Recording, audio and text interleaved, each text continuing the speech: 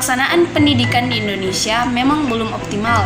Hal tersebut karena sistem pendidikan yang belum saling mendukung antara satu sama lain. Setiap unsur dalam sistem pendidikan yang saling berkaitan dan berpengaruh. Kelemahan dari salah satu unsur dalam sistem tersebut akan saling mempengaruhi seluruh sistem pendidikan itu. Unsur-unsur sistem pendidikan yaitu tujuan pendidikan, peserta didik, pendidik, jenjang pendidikan, kurikulum, dan fasilitas pendidikan. Salah satu unsur dari sistem tersebut yaitu guru dan pelaksana. Menyediakan guru-guru yang berkompeten memang sulit. Guru sebagai pendidik dituntut memenuhi persyaratan-persyaratan, baik persyaratan pribadi maupun persyaratan jabatan. Kompetensi yang harus dimiliki seorang guru di antaranya yaitu kompetensi profesional, kompetensi personal, kompetensi sosial, dan kompetensi pedagogik. Dalam melaksanakan tugasnya, seorang pendidik harus memiliki prinsip profesionalisme guru, yaitu profesi guru merupakan profesi yang berdasarkan bakat, panggilan jiwa. Guru berkomitmen tinggi terhadap peningkatan mutu pendidikan, beriman, bertakwa, dan berakhlak mulia, berkualifikasi akademik, memiliki kompetensi yang sesuai dengan bidang tugasnya di sekolah, bertanggung jawab tinggi atas tugas dan profesi. Pendidik semacam inilah yang dibutuhkan sekarang ini agar kualitas pendidikan dapat optimal. Keadaan guru di Indonesia juga amat memprihatinkan.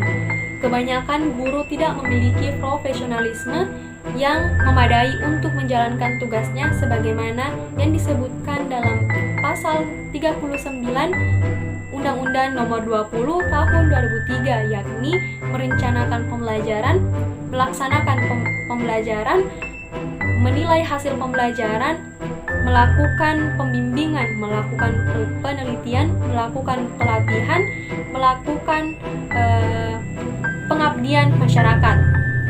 Kita lihat kurangnya mutu pengajar disebabkan oleh pengajar yang mengajar tidak sesuai dengan kompetensinya. Misalnya saja, pengajar A memiliki dasar pendidikan di bidang bahasa, namun dia mengajarkan keterampilan yang sebenarnya tidak sesuai dengan kompetensinya.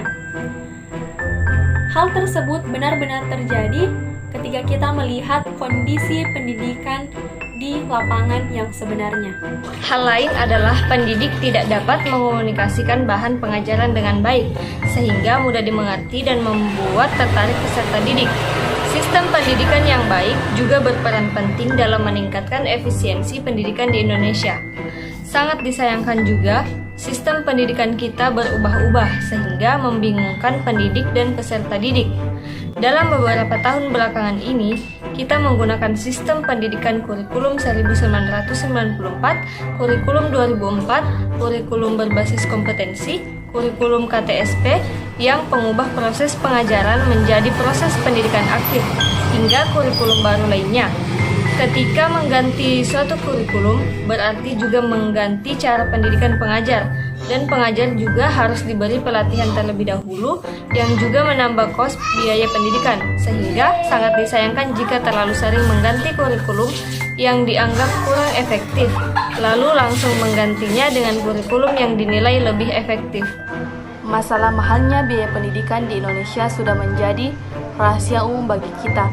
Jika kita bicara tentang biaya pendidikan, kita tidak hanya berbicara tentang biaya sekolah, training, kursus atau lembaga pendidikan formal atau informal lain yang dipilih. Namun kita juga berbicara tentang properti pendukung seperti buku dan berbicara tentang biaya transportasi yang ditempuh untuk dapat sampai ke lembaga pengajaran yang kita pilih. Di sekolah dasar negeri memang benar jika sudah diberlakukan pembebasan biaya pengajaran, namun peserta didik tidak hanya itu saja. Kebutuhan lainnya adalah buku teks pengajaran, alat tulis, seragam, dan lain sebagainya. Hal itu diwajibkan oleh pendidikan yang bersangkutan. Pendidikan berkualitas memang tidak mungkin murah, atau tepatnya tidak harus murah atau gratis. Tetapi persoalannya, siapa yang seharusnya membayarnya? Pemerintah sebenarnya yang berkewajiban untuk menjamin setiap warganya memperoleh pendidikan dan menjamin akses masyarakat bawah untuk mendapatkan pendidikan bermutu. Akan tetapi, kenyataannya, pemerintah justru ingin berkilah dari tanggung jawab. Padahal, keterbatasan dana tidak dapat dijadikan alasan bagi pemerintah untuk cuci tangan. Dalam mengatasi masalah-masalah pendidikan, secara garis besar, ada dua solusi yang dapat diberikan, yaitu pertama, solusi sistemik, yakni solusi dengan mengubah sistem-sistem sosial yang berkaitan dengan sistem pendidikan. Seperti diketahui, sistem pendidikan sangat berkaitan dengan sistem ekonomi yang diterapkan. Sistem pendidikan di Indonesia sekarang ini diterapkan dalam konteks sistem ekonomi kapitalisme atau mazhab neoliberalisme yang berprinsip antara lain meminimalkan peran dan tanggung jawab negara dalam urusan publik termasuk pendanaan pendidikan. Kedua, solusi teknis, yaitu solusi yang menyangkut hal-hal teknis yang terkait langsung dengan pendidikan. Solusi ini misalnya untuk menyelesaikan masalah kualitas guru dan prestasi siswa. Maka solusi untuk masalah-masalah teknis dikembalikan kepada upaya-upaya praktis untuk meningkatkan kualitas sistem pendidikan. Rendahnya kualitas guru misalnya di samping diberi solusi peningkatan kesejahteraan, juga diberi solusi dengan membiayai guru melanjutkan ke jenjang pendidikan yang lebih tinggi dan memberikan berbagai pelatihan untuk meningkatkan kualitas guru. Rendahnya prestasi siswa misalnya diberi solusi dengan meningkatkan kualitas dan kuantitas materi pelajaran, meningkatkan alat-alat peraga dan sarana-sarana pendidikan dan sebagainya.